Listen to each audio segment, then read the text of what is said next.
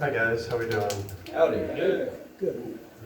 I always get a little intimidated when I do mixed mic shows because, I mean, you guys look like, you've been in a band, it's cool. And like, if you don't like the music, that's fine. But if you don't like what I'm doing right now, it's just personal. You just don't like me, and that's very either ego inflating or very deflating very fast. So let's find out what's gonna happen. All right. How many people played here tonight so far? 3. Three. I just like raise their hands. I did it. I played. You played. What'd you play? PS4. I was playing Call of Duty. Probably. Could you imagine if that was like a thing? It's like if someone was like, I'm gonna be an in-person Twitch streamer right now. All right, guys. Yeah. That's literally what I'm kind of doing. So fuck. I just realized. Fuck, my life is a lot. Okay. All right. Cool. I'm gonna try to do some jokes. It's been a while. I usually do comedy a couple times a week, but my car broke down, and I kind of got it fixed earlier. But like, I really wanted to get edibles in the new Pokemon game, so it's all right. It's all right. I'm 28. It's fine. I'm doing good. I'm doing fine. Really shouldn't break the bank for like $40 for a car. Never mind. It's fine. It's fine. I couldn't have started this weirder. I'm so sorry. I apologize to all of you. All right, let's get into it. Call me. All right. That was smart, Norman. What am I doing? God damn it. All right.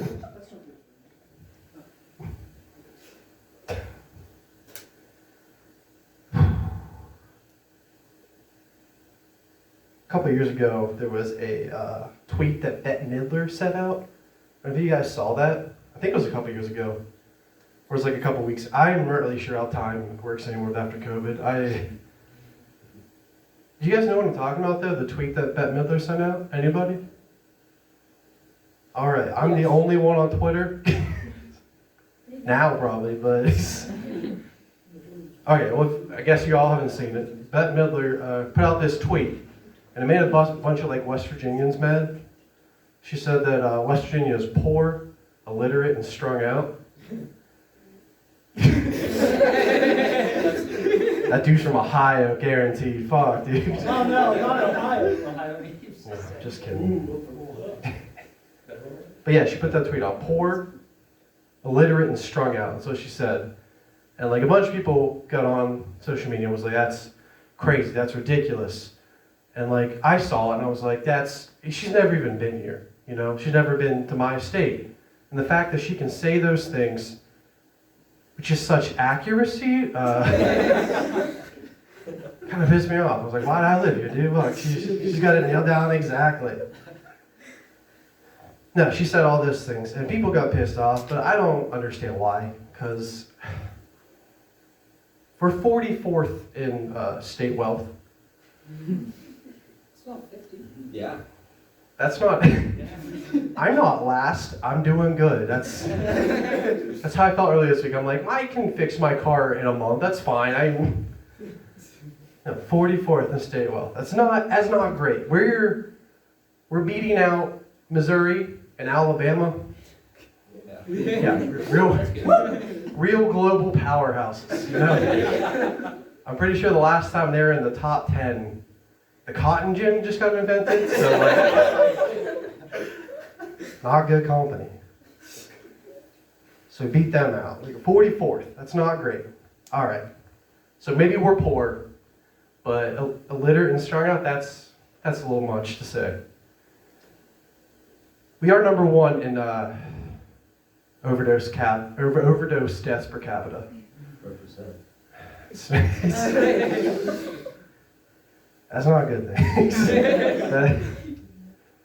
The problem with that, besides dying, the problem with that is basically down to one thing. It's called cardinal health. If you guys know what that is. If you don't know, they got us. You're next. Enjoy fentanyl. No. It's fun for a bit. No, it's not fun. It's not fun. Don't do it. Can't be fun. Cardinal Health funneled a little over 6 million oxycodone and other drugs into a small pharmacy in Logan County, West Virginia. And if you don't know, if you're not from here, you don't know where Logan County's at, congratulations. Think of the shittiest place on earth. And that's what they aspire to be one day. They put it on this small town pharmacy. The town only had 1,800 people in it. That's, what is that? That's around 2,500 pills per day per person. And this happened over 4 years. We would have found out sooner, but we're also 48th in education, so poor litter and strung out is pretty on the nose, I would say. I don't know. I don't blame it all on them. I blame it on the state, though. I don't blame it on the people.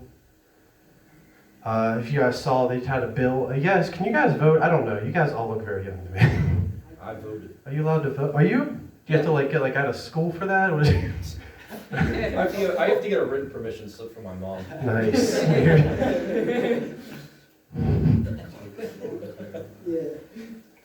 All right. Yeah. But well, if you voted, you saw on the bill the state Congress tried to get a reduction in an education bill. They tried to cut it, so teachers would be making about $6,000 less a year after the cuts. It didn't pass, but the fact they even tried it's pretty crazy. Actually, it's not pretty crazy. It should be crazy, but considering our state and people who employ everybody in our state, it's the coal mine and it's the pipeline, right? No? Wait. Yes. Yeah, there we go. And that's the majority of the people in our state. Not in this room. They would bully everybody in this room, I'm fairly certain. I see a lot of Doc Martens here, so. Yeah. It's very true. If you're not wearing Doc Martens, you're wearing Converse, and either way, you're getting into a locker by the end of the day. So. But those are the two main employers. That's where everybody works pretty much. And it's not surprising they try to slash the education budget because those jobs don't only put an emphasis on annotating the Scarlet Letter. That may have sounded like a subtle dig. I'm just trying to subtly say that the people who work those jobs in oil and gas are dumb. I'm not doing that. I would never do that, all right? I would never subtly say that. That was on purpose. There's no point to this. I'm just upset. It's been a long day, dude. I don't know. All right, that sounded it feels like I'm just being a fucking social studies teacher right now looking at you guys. Maybe I should do jokes. Because I don't know how to solve any of these problems. I mean, I have one thing I think I could solve in the world, and that's Karens. And I don't mean that as a gender term. Karens can apply to anybody, any race, any person. As long as they're harassing somebody who's making the minimum wage, they get the title. I have a solution I think could catch on. It's called the 3-strike rule. It's 1. No, you're good. Sound like it hurt. You all right? Oh, yeah, you know. Oh, it's okay. I can't feel. Not gonna lie, I don't care that much. We're on the same wavelength. No, I call it the 3-strike rule to deal with these people. And I mean that literally. I think every shift, if you work minimum wage, you get to hit 3 people. All right? And there's no conditions to that. All right, they could be yelling at your face, or they could just be chewing loudly at a restaurant. If you want to hit them, you go right ahead. But you only get 3 a day. I think that's pretty fair. I think that'd be a good utopia for the world. Yeah. Could you imagine just some lady or man running in, be like, I want to speak to your manager. Start yelling at this person, and then you're just like, all right, let me go get him, and then you punch them in the face, and you're like, let me go to my manager. And he comes out, he punches them in the face. It just sounds like a good world. I don't know. Maybe it's just me. And I want to add bonuses to that. So like if it's the holidays, unlimited, you know?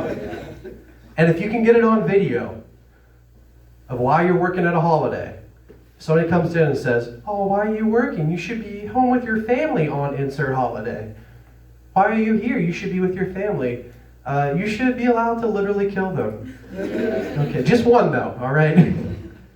I don't want to go overboard. I don't know. Although it would be fun to go overboard. If you could just, every holiday, you're allowed to kill a bunch of people if you want to, if you work. You just like, it's like you got the star in like Mario Kart. You just, bop, bop, bop, bop, bop, bop, bop. Sounds fun to me. Am I okay on time, dude? There's no one after you. Tight. All right. I got like one more No, joke. you're only like halfway through the slot. Oh, cool. You're chill. You guys are, is this okay? Am I doing all right? Yeah. I need constant validation. That's why I do this. Some people started comedy because there's like a defense mechanism. I just need my ego fed constantly.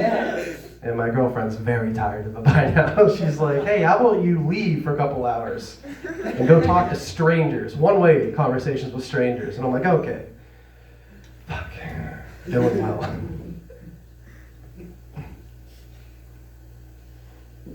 So it was pretty crazy that a billionaire from South Africa who's white, who made their money from the apartheid, turns out not to be a cool guy. I didn't see that coming. Maybe it's just me. I was very shocked. I was an OG Elon hater. Even when he smoked weed on Joe Rogan, I was like, nah, fuck this guy, dude. I don't trust him. Because he had this, he tried to be more relatable. Like he wasn't made of plastic. Like he did this interview. And he was trying to like say like something that was a hardship in his life that he started out. And he took it back to this time when he was 18. And he ran away from home. And moved to Canada from South Africa by himself to go to college. And I was like, well, that is actually pretty brave. That's pretty cool. And then I looked in the background, like they had some other journalists did some digging. He stole his dad's emeralds to do it, to fund it. And they didn't even realize they were gone. Like until that story came out, like 20 years later, his dad was like, oh, you must have found the secret ones. How many emeralds do you have to have? You're like, didn't even notice. Like it's loose change. Yeah, he didn't mention that in the interview at all. That he's like, he was trying to be relatable. I cannot relate to that personally. Like if I stole my family's like their prized possessions, I would maybe make it to like Steubenville. Like his family owns like a quarry that he can steal from. My dad's prized possession is a box set of Columbo. So it's not the same, dude. I don't know. That being said, what he's doing to Twitter is fucking hilarious. It's so funny. I know people are like, that's terrible what he's doing. And I see the outrage and I'm like, why? Because he's ruining Twitter? I think people did that. And they're like, well, he's inflaming people to be racist. And I'm like, I don't think they need to be inflamed. I think they're already pretty good at it, personally. And he's like, well, you don't understand what he's doing. He's breaking the fabric of democracy. And I'm like, if you look for your morals on Twitter, I think you have a bigger problem. I don't know. Maybe it's just me. I don't know. Tight. I've never done that joke. I'm pretty happy. That went pretty well. We're going to cut that on my phone. I don't know who I'm talking to myself in the future. The team, I can't even afford to fix my car. What am I? All right. That was dumb. Dumb is good.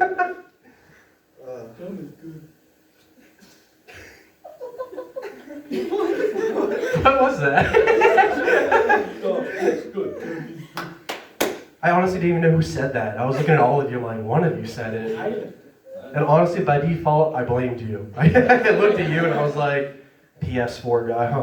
Fuck this guy. I think he's gonna upstage me. I'll bring my bass next time. Let's go, dude. I can play 3 chords. Well, I can play 4. But, well, 3.5. yeah, we'll call it 3.5. Okay, fine, 3 and 4. Tight. Glad you guys laughed at all those jokes a minute ago, because people kind of freak out when you talk about politics. I don't know if any of you guys have to deal with these people, but they're always like, I just don't talk politics. I just don't talk it. And then the next minute they're like, what about trans people? We should talk about them. And I'm like, that's, all right, that's not,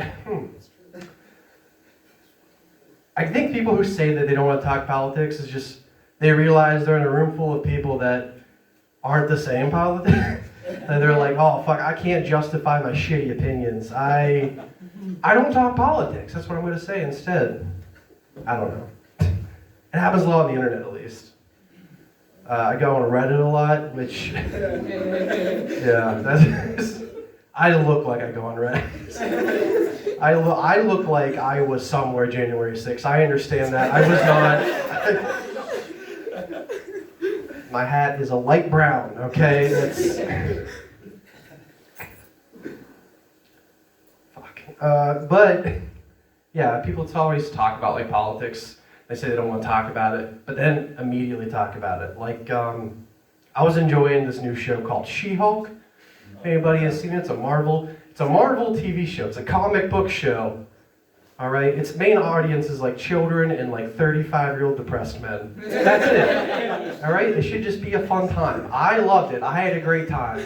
And I used to go on Reddit because they have these things like little chat rooms you can talk about the show. And I'm like, oh, great, I just watched the first episode. I bet people love this. People do not love this. People love it. People on Reddit do not love it.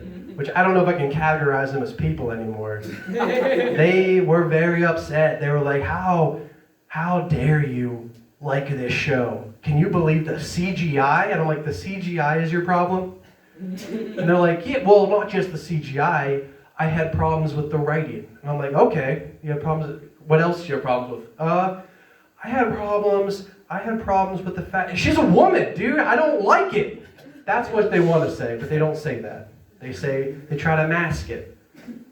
My favorite comment I saw, they said, I don't like that she could fight the Hulk and win. Weird comment. I looked at the guy's bio, he was 35. All right, that's upsetting. That's his main issue in life. But he was like, I don't like that she can win in a fight. It's not fair. And that's what you don't like, that's fine. But Mark Ruffalo was 5'6".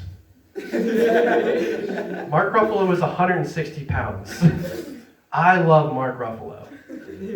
We should all be able to beat Mark Ruffalo's ass. I mean, that should be a pretty easy thing.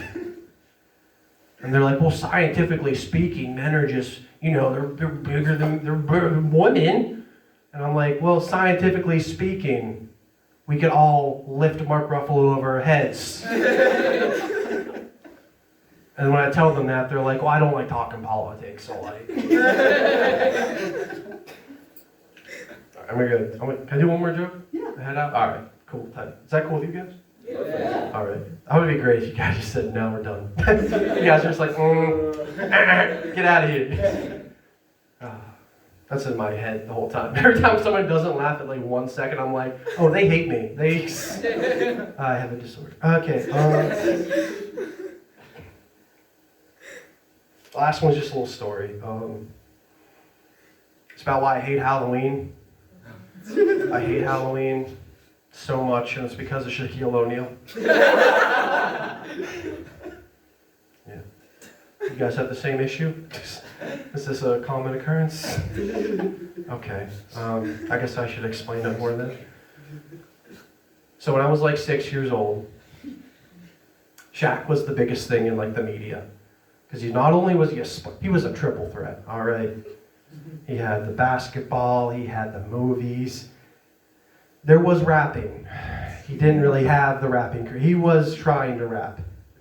And I love Shaq, so I did it. I loved everything. I watched all of his games. I listened to all of his music. And to this day, every year, I still watch Kazam.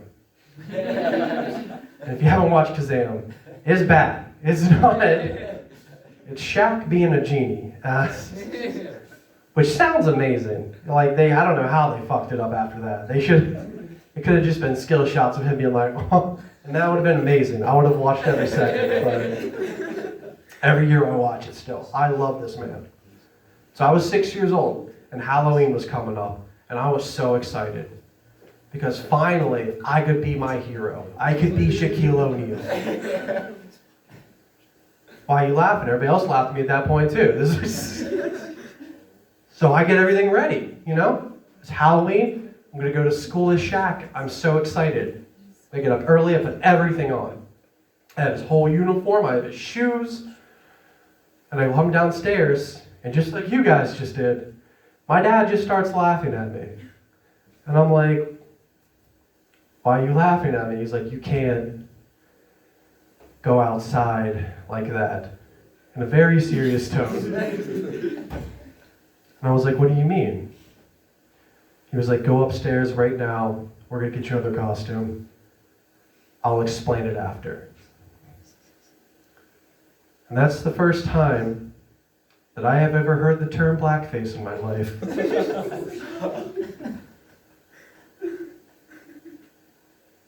I know it's bad now.